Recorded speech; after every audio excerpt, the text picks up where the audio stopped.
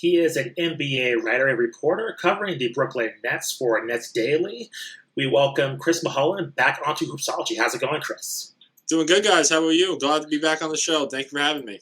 And thanks for coming back onto the show in a quick fashion because I was aiming, I'll be honest, to have you on board into springtime, but once all this news broke, I was like, there's only one guy to talk to about this. So I'm glad you're able to. It's been a wild couple weeks, so it's been fun. It's been fun. I bet. So let's hop into it and let's discuss this trade. And I want to point to a tweet that you recently put out. I think it was like a few minutes ago as we recorded up this podcast. We're recording this on February 15th, a day after Valentine's Day. And I'll read it verbatim. It says, quote, "Been watching film on Ben Simmons, a lot of film from the 2018-19 season, a season he noted in his press conference earlier today where he sees himself in a similar role with Brooklyn." And says, Dennis goes on to say, if the Nets can stay healthy, I can easily see Simmons have the best play of his career. So Matt knows I've been highly negative on Ben Simmons. So I want to get your insight as to how this is the best fit for Ben Simmons and kind of like the best case scenario for him succeeding in this new environment after what happened in Philadelphia. Yeah, most definitely. So after the press conference, obviously, like I noted in that tweet, he mentioned when someone asked about his role, saying, hey, how do you envision your role? He immediately compared it to that season where he had Ersan Ilyasova, Marco Bellinelli, and a couple other sharpshooters. So that was in the era of the Sixers where they had a surplus of shooting, kind of similar to what you could kind of say with the Nets right now, but obviously health isn't on their side at that point. So that immediately rang in my mind. I said, okay, well, I got to go watch this. I got to really dive into this film and see how it rolls. And, Steve Nash hinted on it before. Ben did as well. He said, hey, with shooting, obviously, that's obviously his major flaw in his game, but we don't need him to do that here, because of the surplus shooting they have. Obviously, they have Seth Curry that just came a part of this deal as well. Then you got Joe Harris. Then you got a couple other shooters who are also around on the Nets, more so in a role-playing role. So when you looked at Ben, especially when I dived into that film, you saw that he was heavily playmaking. So he obviously, in that type of offense too, the pace was high. And he really liked to push the ball in transition, really just played with a lot of pace and would kick it to shooters on the corner. So either he would play in the drop in some of those seasons, because in those early years too, if you guys do remember, especially at LSU too, he was taking some mid-range jump shots then, so his game was a lot of focus down there, more so than being that primary ball handler type of role that he's really forged and adopted in the closing years in Philly. So when you really look at what the Nets have in the surplus, you could see the similarities, right? He's in the dunker spot, he could play make, he could push in transition, he's the pace, he could also rebound, finish at the rim, which they've been missing as well. So there's a lot of attributes that he really brings. And the pieces in this trade shouldn't really be too surprising. Sean Marks is a very active GM when it comes to filling the holes on the roster. Obviously, the biggest, I guess you could say, well, Sean didn't really land a big man until now. For how many years you really want to count, until you could even make the argument they didn't have a real big man since like the Brook Lopez days. Obviously Jared Allen was in his beginning years and he really solidified that self, but he struggled physically, and obviously he didn't make that leap that he was in. Like now he's with Cleveland. So in the draft, you get to trace back to the draft. Sean Marks drafted all 5 of those players, different positions around the board: point guard, shooting guard, power forward, center. So, you have all those. And then this type of deal, like Sean said himself, you can never get enough shooting, especially in an offense and within a roster team that has so much space and gravity drawn to those major stars, right? So when you have a lineup with KD and Kyrie both on the court, they're going to draw so much gravity, which leaves open shooters around. So you had Seth in that equation, a healthy Joe Harris. Obviously, Joe Harris, his news doesn't sound too promising right now that he's going to make a return anytime soon because of the second ankle surgery that's been reported. But overall, it's kind of just put the whole bow on the whole thing. Ben's really going to thrive in this role. I really do think being that main facilitator, being kind of playing his game, and not, most importantly, not having pressure to really shoot the ball. That's the major thing. So in saying that, Chris, in my mind, I feel like it can go one of two ways. I think, like you're mentioning, I think it's a great role from a basketball standpoint, but also from on the court. But off the court, I think with Durant and his demeanor, I feel like he can somewhat empathize with what Ben Simmons is going through in terms of how much he's taken from the media, Durant's kind of in that same space in terms of, certainly having his beef with fans and the media as well. Mhm. How much of a mentor do you think Durant can be to Ben Simmons? And do you think this could cultivate a really positive relationship? Or do you think it can kind of go south if, Ben is not necessarily, if what we're hearing from Philadelphia is true in terms of him not being necessarily the hardest worker at times? Could that be kind of a reverse effect in terms of Durant souring on him? But I guess my question is overall, how do you see this relationship playing out in terms of that mentor kind of student role?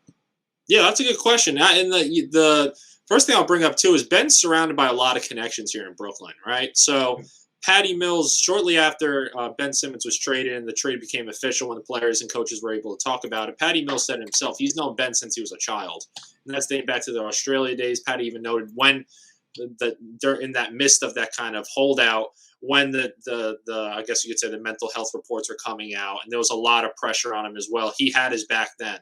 So to have a familiar face, especially someone that he's known since he was a child, that's always helps out a scenery, right? And then when he gets to the Kevin Durant part, well, before I even dive into Kevin Durant, the Nets G League coach Adam Comporn, he's an assistant coach on the Australia Boomers. They didn't touch ties when Ben Simmons was in the AIS program growing up in youth basketball in Australia, but obviously there's a lot of continuity and connections between the two too. Then you hop off, obviously, Sean Marks. He's from also in that area. He's from the New Zealand, so there's that connection. Director of medicine. There's a bunch of connections all across the board if you really want to dive deep into the down under connections in Brooklyn to get Ben Simmons some familiar faces.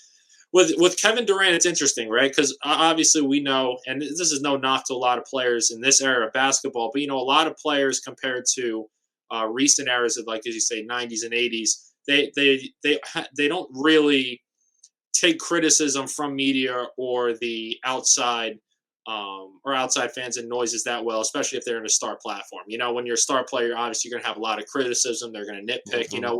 There's a lot of people that are going to pinpoint you and take you down for whatever wrongdoing you're doing, no matter how well you're going to produce on the court, right? So with Ben Simmons and once when Ben Simmons got traded, a couple hours later, Ben explained to himself that Kevin Durant gave him a call, and that was really encouraging to Ben right away. That got him even more excited to get this chapter of the next chapter of his basketball career going.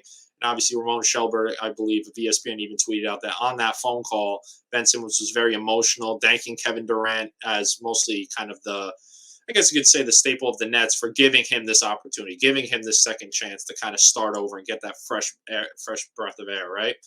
So I guess really to just kind of put it all together, it's going to be one of those things where, yeah, the expectations are very high. Don't get me wrong. Ben's joining a team that has their eyes set on a championship, and obviously the Nets title window is closing, and obviously the loss of Harden does hurt. It could, but overall, even dating back to last night's win, Bruce Brown even said himself, ever since the trade deadline did pass, there's a different vibe going on in this locker room, right? There's more continuity. Everyone's happy. There's a thrill mood. Obviously, snapping an 11-game win streak is a win in itself, and that'll obviously bring up the mood. But you could tell that a lot of these players, especially when you're a big-time contender too, they have names are all over the place. Brooklyn had the biggest lights on them throughout the whole thing because they knew the James Harden blockbuster trade. That's going to move the needle in all categories across the trade deadline. Once that opened up, the floodgates opened up.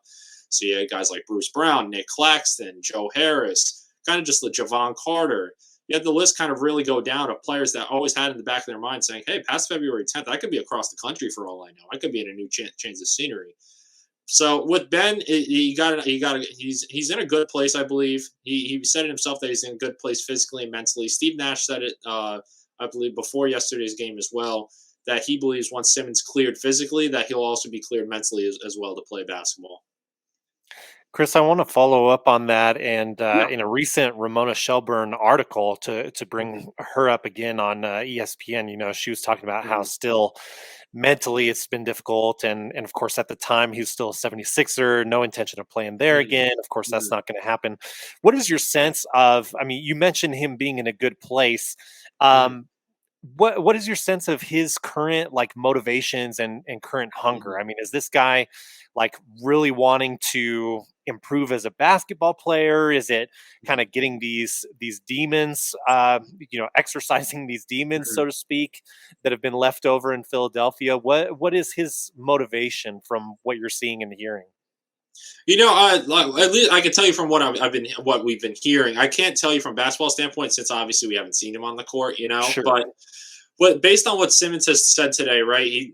We asked him about like his free throw shooting. He said nonstop. Been working on that nonstop. It's a consistent basis. Simmons also explained how he's been working with his personal trainers in 1-on-2 settings, 3-on-3 settings, 4-on-4 settings, and even just private drills focused on weightlifting and conditioning, kind of just maintaining his basketball shape as well.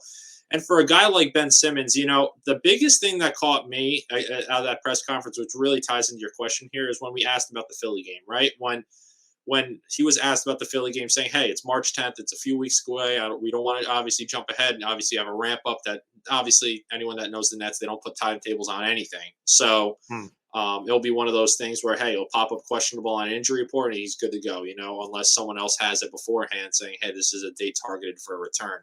But for Ben, for example, I think that I think he just wants to prove people that he's just back and playing basketball and that his passion's there. Because he really broke down that how without playing basketball in an NBA setting and having that stripped away from him during that lockout, you could tell just based on his emotion that he's missed that.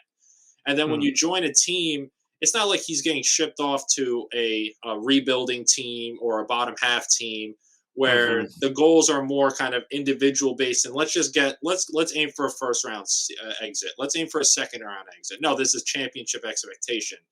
So like I previously mentioned with the previous ties and the friendships, Patty Mills, obviously the highlighting with Kevin Durant and Kyrie Irving, I think he's going to be more motivated than ever to really prove it. And like I said, too, that just because of the Steve and especially with Steve Nash and how the Nets kind of run their offense with Simmons not having the need to shoot.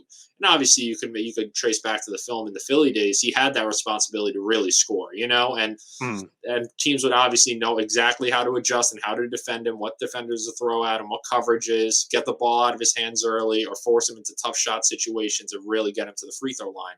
I can imagine that's going to happen in Brooklyn, but the thing is that they're going to have a lot more shooters around them and options, and he'll be able to kind of more fully adjust rather than have that extra pressure on him. So overall, I really do think that he's motivated. He's in the beginning stage of his ramp up. So time will tell exactly how on the court, but I can imagine he's going to make a big impression right away. Sure. I mean, if he's not motivated now, after the past 6+ months, I don't know. I don't know what could possibly motivate him. Yeah, on that page. Yeah. I also wanted to ask you. One of the kind of questions Justin and I have had with each other in like our own personal text messages is, what is the effect of the media? I mean, the Philadelphia media, obviously, very passionate fan base for one thing, of course. Is he in a bigger microscope in New York, or in some ways, are there more distractions in that city? Do you think there could potentially be, less pressure or a little bit diverted attention? I mean, Justin asked about Katie's mentorship. Obviously, Katie's going to answer questions. I think has shown to be a great teammate this year, through the Kyrie Irving situation earlier this season. I felt he acted as a great teammate. I have no reason to believe he won't do the same for Ben Simmons. But what are your thoughts on like Philly versus New York media and how that could tie into this whole thing? It's interesting because like when Ben Simmons opened up about obviously his struggles with mental health, you could tell right off the bat that he was kind of taking the high road and holding a lot in, because when in the beginning, if you guys even go back and trace back to when, even just take a look at the whole 15, 16-minute press conference, he was on the edge of going into details and then he pulled back. And then he kind of went into smaller and smaller details as it went on. The answers got shorter. He didn't really elaborate so much. So you could tell he was holding it back. But the one thing he did say, though, it wasn't the media or the fan comments that really dictated the mental health struggles, kind of the arisen of those demons. He mostly kind of said that it was something that he's been kind of battling before the Eastern Conference semifinal against the Hawks happened, before the season even started. There was something going on there that kind of hovered around his head.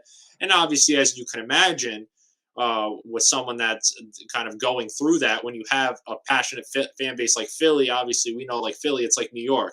You either love them, you hate them, and you're obviously, if it could be one thing one week, and if a player does it completely opposite the next week, they're going to stick and live in that moment. It's very a time-sensitive fan base, right? So I guess just overall with Simmons, I think he's going to have an equal amount of pressure in New York. Obviously, because you got to think about it here. New York is really starving for a championship here, because you really go back through all across sports. Yankees 2009, obviously Knicks. That we don't really need to really dive into that. And then, just across the board, New York's really, really hungry for a championship. Obviously, there's going to be a lot of New Yorkers, if you walk down Times Square, Manhattan, that are all Knicks fans. They don't want Brooklyn to see win. But I can imagine that if they did deliver that title, number one, obviously Knicks fans would be going crazy. But the biggest thing is at least there was a title delivered. And you don't. And when you have an era with KD and Kyrie, like I said before, that title window's closing.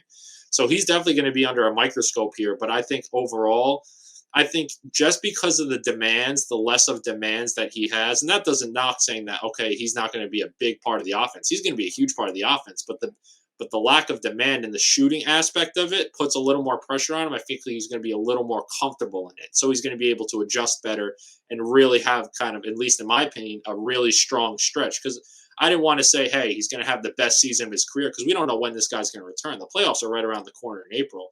I think that whenever he does return, which I would imagine it's going to be the first week of March, I would kind of pinpoint it there. I've always said before even the press conference, I think he'll return after the Philly game on March 10th. I think that was going to be a more ideal deadline.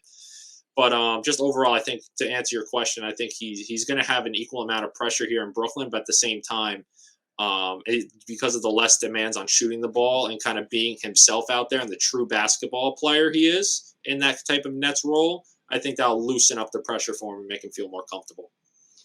So what are the expectations for this team, Chris? Because when this trade went down, I listened to this kind of the discussion on podcasts and then on Twitter, and there were some people just automatically declaring the Nets as the favorite to win the title again. I was like, what is happening here? I mean, they're 8th in the Eastern Conference now. Granted, I think they're 7 games out, so basically they're not completely out. Anything can happen. And at the top of the conference, I mean, even though I am a Chicago Bulls fan, I mean, no illusions that things can go south in a hurry. Just to, in terms of the teams on the top, the Cavaliers, the Heat, they're not traditional powerhouses in the Eastern Conference. So I guess what I ask you is, what are the expectations for this team moving forward? I mean, in terms of the fans in particular, I mean, are they expecting this team to just put it together and just make a run towards the title? Because I just think that's just really, I think, unrealistic expectations. Like you said, I mean, if we go off your return date of early March, I mean, you're right, the playoffs are right around the corner. That's extremely unfair, despite my own personal feelings about Ben Simmons. I think that's just to expect this guy to be in shape, in playoff shape, and even if he fits perfectly within this lineup, I just think that's highly unrealistic, let alone with Kyrie in terms of his inconsistency, in terms of him playing games consistently. What are the expectations of this team, do you think? Yeah, that's a good question, because, it's everyone likes to downplay it and say, hey, the NBA is built on talent. But, a big right behind that is continuity and cohesion, right? Sure. Every team knows that, because you look at the Suns from the bubble when they were in the bubble. You see what continuity does. They don't need a big 3 trio to get to where they were in the NBA Finals, right? You look at other teams around the league as well. The Cavaliers, for example, although they added a lot of new pieces, they made a foundation built on continuity to get them to that point, to get those extra pieces to really get going. For the Nets, it's a familiar battle like last year, because you got to think about it. When Kevin Durant went down in an identical time with hamstring tightness, and obviously Irving, and then when you looked in the playoffs too, James Harden had a little bit hamstring tightness going into the playoffs, missed a big stretch of games. Then obviously in game 1 of the series against the Bucks, he obviously tightened it up again, did not return. Well, he returned, but obviously he wasn't his fully self. So I kind of characterize it as like he didn't return.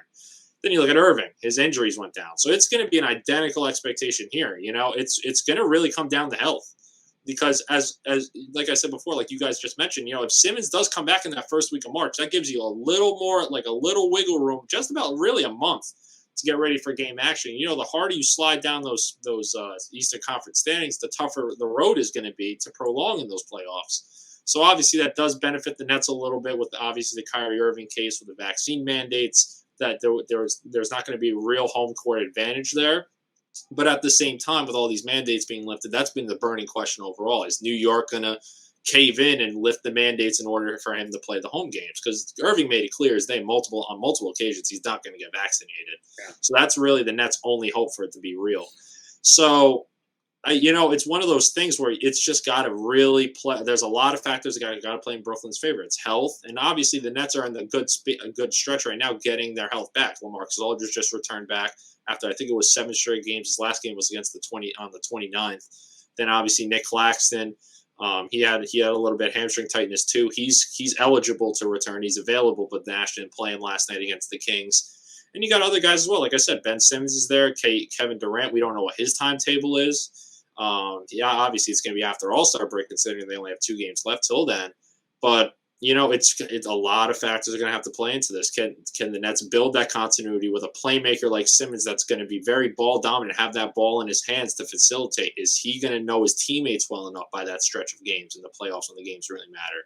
Is Kevin Durant going to be healthy? Is Kyrie Irving? What's his status? Is he going to be full-time or is he going to be part-time? And then you just go down the list of rosters. Obviously, every player on this roster is very important in a different way. Lamarcus Aldridge, obviously, with the 5 centers, adding depth with Andre Drummond's a big plus.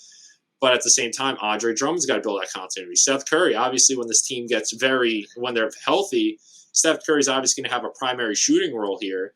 But obviously, if one of those guys goes down, a wing or a guard, or their depth takes a hit, he's going to have to do more with the ball. Kind of a similar thing to what we saw last night against the Kings in his 23-point debut. So, a lot of factors are going to play into it. But, the biggest things is mostly can this team stay healthy? That's really going to dictate whether they get their first elusive championship or not. So I want to ask one more question. I'll pass it on to Matt. The James Harden part of this I find very interesting. And there's been all sorts of things about like his unhappiness, him just in terms of him wanting out. How did this go south? Because I'm just wondering, when he joined the team and then there's the pandemic, I just feel like with all 3 of these guys, there was never given a chance to really give it a true shot to win the title. And I don't know why there's such a push just to trade him just so quickly. It just came not out of the blue, but I'm just shocked that it just happened, and just cooler heads did not prevail, and it was just an unwillingness to see how the season would play out. So, as best you can kind of quickly summarize like what was the point in which there was no return in terms of them having to get rid of James Harden? Because I just feel like there's a massive opportunity with this team to be one of the most dominant offenses in the NBA, and I just felt like with everything that's happened, that the rug got pulled underneath them, and it was just all of a sudden let's just trade James Harden. Can you just kind of go over a quick timeline in terms of where this went south, and overall, do you think this hurts James Harden's legacy overall? Yeah, sure thing. So my first date on that timeline is obviously when he did not sign the contract extension in the offseason, right? So that Sean Marks made it very clear leading up to that the big 3 would be signed, sealed, and delivered, in his words, by the time training camp starts, right? So obviously as training camp starts, Kevin Durant, the biggest domino out of them all, fell. He signed the 4-year extension, obviously opted into his player option, so that gets effective after next year as well. So then you got to go a little deeper. So obviously Kyrie Irving was with the guys at training camp in San Diego. Everything was good. They're building that continuity. Then the vaccination mandates hit, right? That Irving will note that Irving cannot be eligible to play in home games unless he's vaccinated. At that point, we didn't know of Irving's vaccination status, right? At that point. So obviously it got out that, hey, Irving is not eligible to play in these games. What's going on? Okay, everyone obviously, if you put 2 and 2 together, obviously he's not vaccinated, he's not eligible, right? So you kind of trace this all into a microscope. James Harden came here to have a lesser load to what he had in Houston to give himself a best chance to win a championship, right? So when you lose a guy like Kyrie Irving, and at that point too, the Nets, as you guys even know to yourself, they mostly exiled Irving from the group. They said, we only want full-time players here. We don't want part-time players. It's going to serve as a distraction. We don't want that a part of our group. Obviously, the Nets went back on their word and made him go under a part-time player because of the injuries that they were dealing with in that tough stretch. But that really settled here, because you got to also remember. And then, like I mentioned a little earlier, in December, I believe it was, that's when Irving started to really speak out about his vaccination status and whether he plans on getting vaccinated. And like I mentioned before, he stood strong on his stance. He said, I'm not getting vaccinated. There was no ifs, ands, or buts. At first, it was, I'm going to take it a day at a time. And then obviously, I think it was like a week and a half, 2 weeks later, when he got pressed about it, He made it right there. He said, "Hey, I'm fine with sticking my stance. I have a life outside of basketball that's more important. Health's more important." In his opinions on that.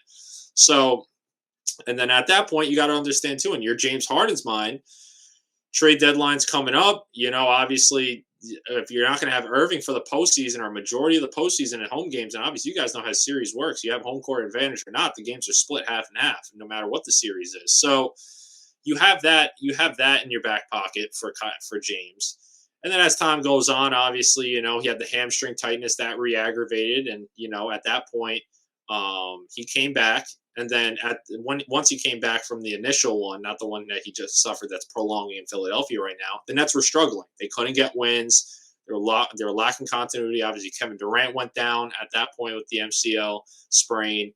And before that, even Kevin Durant, when James was out, Kevin Durant was leading a pack of rookies to a lot of wins, handfuls of wins. But when James came and Kevin Durant went down, it struggled. It really started mounting on this losing streak. And with James, with someone that comes to Brooklyn knowing that they want to win a championship, that thinks this is the best spot to win a championship, at least that's what he said before, obviously, today when he was with the Sixers, a lot weighed into that. And then James admitted himself, he said it played a role. That Kyrie Irving's vaccination status definitely played a role. There's no secret in that. He didn't have to say it, but he said it when he was asked about it. He was honest about it. It played a role. So obviously, you guys know too that there's a lot of thick ties in Philadelphia with James Harden, Daryl Morey, even all the way up to ownership. And it's going to be interesting to see how, if there's any tampering involved in this. Because with tampering, if an NBA team files for tampering, their identity doesn't get mostly revealed. It goes under it, and then the NBA investigates it and see what's going on. And obviously, with James, with such magnitude behind the move in quick time, and obviously Ramona Shelberg's excellent article on how the whole trade went down, the trade deadline, you can tell Daryl Morey was really pushing for this. He knew, I can't wait. At first, it was Daryl Morey negotiated through the media. He wanted to gain leverage that way, putting out reports saying, hey, we're fine with waiting until the offseason. And then, meanwhile, in Brooklyn, James was pushing his way out. He requested a trade, and that was all going down too. So it just wasn't going in Brooklyn's favor. They had to make the trade that they had to make. And when you look at the pieces, Ben Simmons, obviously that's a great acquisition to get. Seth Curry provides you more shooting, and Andre Drummond gives you that big man that can get on the boards, be an okay rim protector. He hasn't been that overall in his career as of late, but at the end of the day, he's a 28-year-old guy. And he has a lot of continuity with Bruce Brown, Blake Griffin, and a couple other teammates on this team. So it's not it didn't surprise me at all that James wanted out. It honestly didn't surprise me, because you could really sense, especially with me being around and covering this team like day to day and seeing how everything evolves. I'm one of those guys too that really kind of revisit quotes from a week ago or whatever the case is to really kind of make that timeline and make sure the continuity's there. And when the trade deadline was leading up, I was like, I knew it was going to come down to the final day because of the negotiations and the leverage games and all that. And, in the final hours, Sean Marks pulled it. He said, okay, let's do it. And that's how it really went down.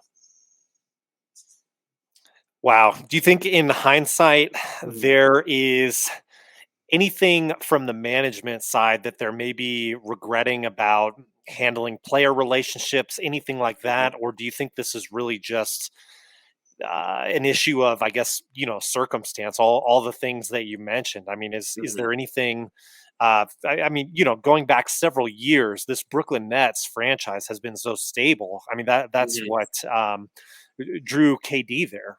That was a big draw there. I mean, do you think there is any way that they kind of botched this big three situation, or, like I said, just kind of issue of circumstance? I think it's a mixture of both. Because I think it's a little mixture of both here. Because obviously the circumstances, Kyrie Irving's status, right? And obviously that's a personal choice. It's not anything that he can't control or anything that's out of the Nets. It's obviously out of the Nets' hands, but it comes down to solely a personal choice with personal consequences. Any personal choice, it comes with consequences, right? Mm-hmm. And then on top of that, health just hasn't been on their side. The major question here is if Kevin Durant was healthy, right, would all of this went down, right? If he was healthy throughout the whole season, because you got to also remember, like I mentioned a little earlier ago, he was leading a pack of rookies, the 4 rookies, to wins. So that could have kept James happy. But obviously, there's a lot going on behind the scenes, like Shelburne reported, and obviously a lot came out, like James spoke today, about obviously Kyrie's vaccination status. playing out, how he's always had an eye on the Sixers, that the talent window and that the continuity of pieces. And I don't know if you want to take it as a shot, but even James said too, he's like, in Philadelphia, these are players that want to win, that they want to win. And then you can even trace back to even Bruce Brown. Bruce Brown even said last night, I wrote about it actually, late last night, like 3 in the morning Eastern time. But like Bruce was like, even said, like, after a team bonding event in Miami, the vibe's been great after the trade deadline. Everyone's closer with each other. We're a lot more tighter. So you could tell there may have been a little rivet there as well in the locker room. So you don't know exactly how and everything played out, breaking down the details, but you could tell that it wasn't clean leading up from as early as, I guess you could say, in the first 2 weeks of December when they were in the first seed of the Eastern Conference. Shortly after that, to February 10th trade deadline, you could tell that there was some sort of riveting going on. Was there fracturing in, the KD James Harden relationship? Because I guess that's the element of this that really surprises me, is that KD, with his power in the league, with his, past stint in OKC with James Harden, are not influential enough to, prevent him from wanting to leave Brooklyn. What is the status of that relationship, moving forward? I mean, still cordial. How's that relationship going? I think that's something that's just got to tell. I think it's one of those things that it's going to be a product showing. You're right. So obviously the infamous All-Star draft on TNT, right? When KD was like, you know what, I'm taking Rudy Gobert. And listen, obviously when you looked at the team and they need size, if you want to make it a competitive basketball game, obviously he needed size, right? But it's an All-Star game. I don't think he's thinking too much into it, right? So. And at that point, LeBron and the rest of the guys that were all leading up to it, that LeBron's like, okay, I'm going to make him sweat. If he's going to take James, I'm going to really make him sweat here and make him take him at the last pick or whatever the case is. So he played that out. And with KD too, and even in that series as well, he's in that television broadcast too. He said, I like my brothers regardless. I don't. He kind of downplayed the issue, saying that, hey, everything's fine. James is his own man. He makes the decision. He even told us that. The media that in Miami as well, that, hey, James is his own man. He makes his own decisions. He understood to I guess you could say, to an extent of his move, and what, like, kind of just understood and respected his decision as a whole. But at the end of the day, it's really going to come down to on the court. The mannerisms, the behaviors. Obviously, with the Nets and Sixers, there's a rivalry here now. You can go back to in the 2019 playoffs of D'Angelo Russell and obviously the Jared Dudley infamous brawl with Joel Embiid. I don't want to call it a brawl, but a heavy scuffle that went to the stands as well. Then obviously this brings up the magnitude. The first 2 games against the Sixers this season, Kevin Durant waves Joel Embiid off the Barclays Center floor. Then I think literally a week and a half, 2 weeks later, Joel Embiid waves Kevin Durant off his floor. So there are some competitive, I want to call it obviously bad blood or anything, but it's competitive rivalry. And when you think about it, if you're an all-star player like Kevin Durant that says, hey, I'm one of the main reasons that you're here. I wanted you to come here and win. And you go over not only to a Western Conference team that's a division, you go to an Eastern Conference team that's in your division, in your conference, and one of the major 2 or 3 threats to get in their way of coming out of the East. You could be friends all you want. I can imagine from a competitive standpoint, that's you quit on the guys. You quit on the guys, and at the end of the day, I don't think it's going to be all sunshine and rainbows between them. But I could be completely wrong. It's one of those things you got to see how it goes on the court, and it really goes down from there. Because the biggest thing too is, I guess, to add a theme into this answer, since Kevin Durant's really returned from his Achilles injury and been a part of the Nets organization, he's been very grateful about just being able to play basketball again and making the money being able to. Obviously, I'm not saying that. Kevin was like, hey, like, I make millions of dollars playing basketball. It's great. Like, no, he's doing something he loves and getting paid for it, So he's been taking that high road approach as well. So that plays a factor in too. So you don't know exactly what it is, but like I said before, if you put yourself in their shoes, if you're an NBA contender and you're one of your literally top 2 superstars decides to hop ship and go to a division rival that's going to stand in your way of the East, if you guys make it to the Eastern Conference Finals, it's not going to be all sunshine and rainbows. Yeah, absolutely. I mean, Harden, not as much of a motor as like Russell Westbrook. So I don't think we get, the types of things that we saw between Russell Westbrook and KD in those rematches.